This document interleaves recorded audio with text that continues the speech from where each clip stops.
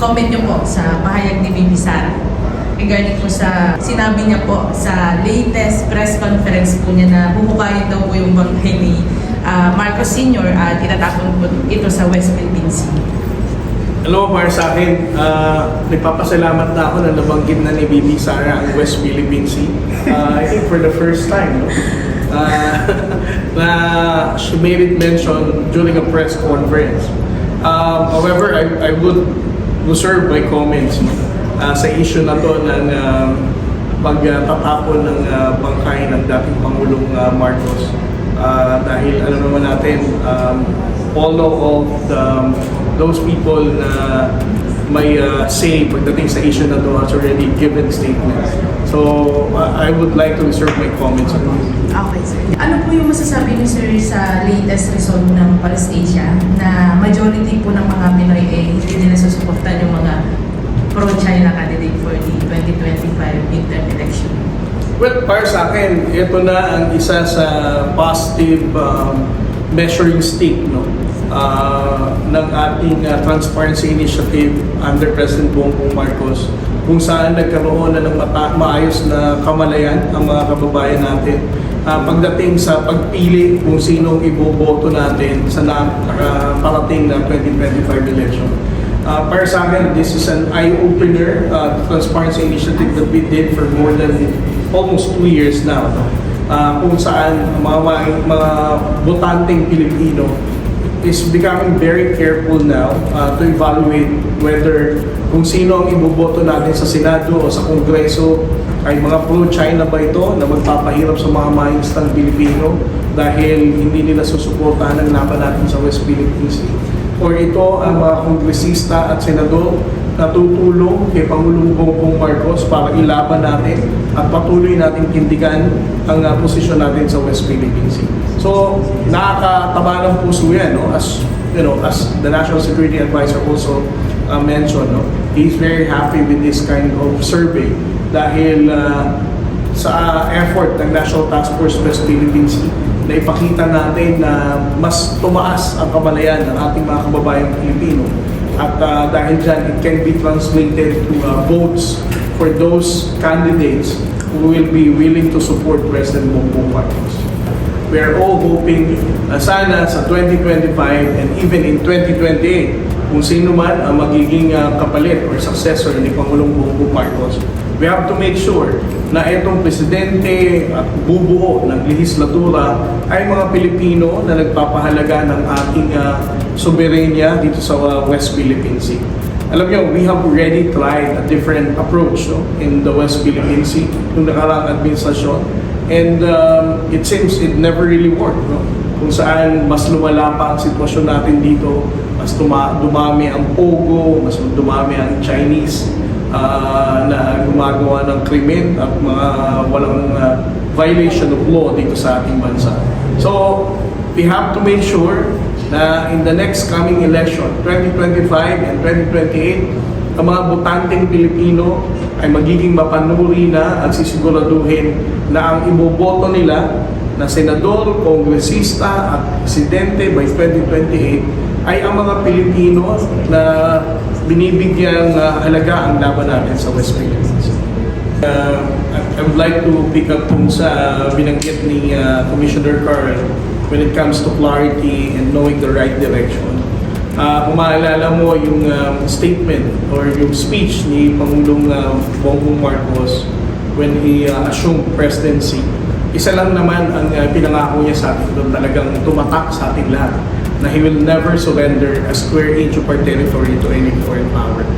Since 2022 hanggang ngayon at patuloy na ginagawa niya, tinitindigan niya at ipinaglalaban ang issue natin sa West Philippines.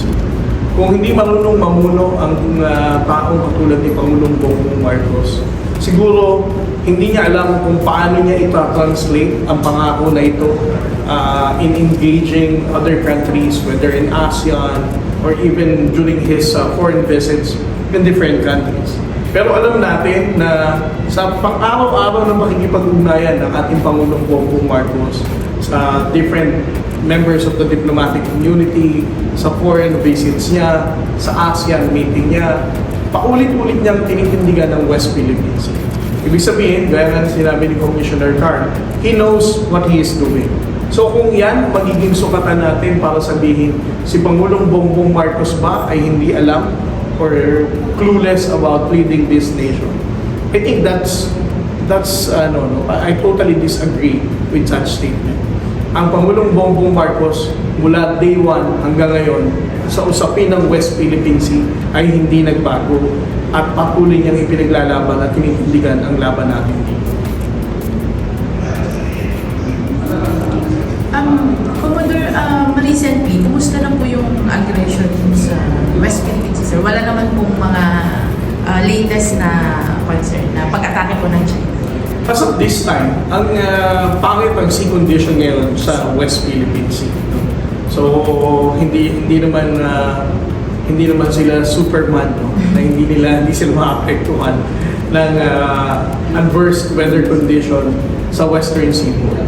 So that goes to show na it's not just a Philippine Coast Guard vessel ang nakaka-experience nito, even their vessels. So this is the reason why there is a significant decrease of number of Chinese Coast Guard vessel and Chinese maritime militia. At the same time, of course, ang ating mga maistan Pilipino will not also be able to go that far, no? Dahil they're not going to risk their indigenous boat in going that far para makapangisda lang dahil pangit ang panahon. No? So, kung tatanungin mo ko bakit walang masyadong report ng insidente or aggression, it's because there's no opportunity na mangharas sila.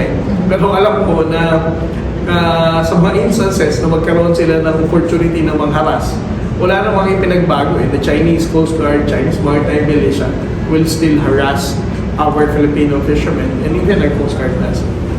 Sir, follow-up question ko lang. Sir, ano po ba yung status ngayon? Mas dumadami ba yung Chinese vessel ngayon sa West Philippines? Chinese vessels? Yes po. Dumadami pa rin ba? O yun pa rin yung dati o wala nang lalagpag sa amin? Just like what I said, no? Dahil sa pangit na panahon ngayon sa Western Seaboard, we can fairly note na deteriorating ang number, no? Diminishing ang number ng Chinese maritime forces in the entire Western Seaboard. May sinasagawa po bang training ngayon ng Philippine Coast Guard, sir? Kasama po ang UA's task force po? Yes. In Palawan, we had those engagement with the United States Special Forces, the U.S. military, and even the U.S. Navy, no, is supporting the capability of our personnel on board Coast Guard vessel and our personnel also in Coast Guard District Palawan. Commander G, I believe po next year, meron po tayong inaasahan na 497-meter ship and 6 small vessels galing po sa Japan and France. Commodore, i-assign po ba ito sa West Philippine Sea? Well, hindi pa next year, no? Masyadong matagal pa ang delivery nitong 97-meter vessel na to. But again, let us first emphasize, no, na itong 97-meter vessels na to is again another product of the presidency of President Bongbong Marcos. For those who are saying na he doesn't know how to rule this country, the mere fact na kaya niya pa rin kumumbinsi sa Japan na bigyan tayo ng support for vessel acquisition and the French government as well is a clear indication of how professional and competent our president is. But as I said, no, it will not be delivered by next year. Perhaps it's 2027 pa yata ito mga barko na to. As to where, definitely the priority of the deployment of these vessels will always be in the West Philippines.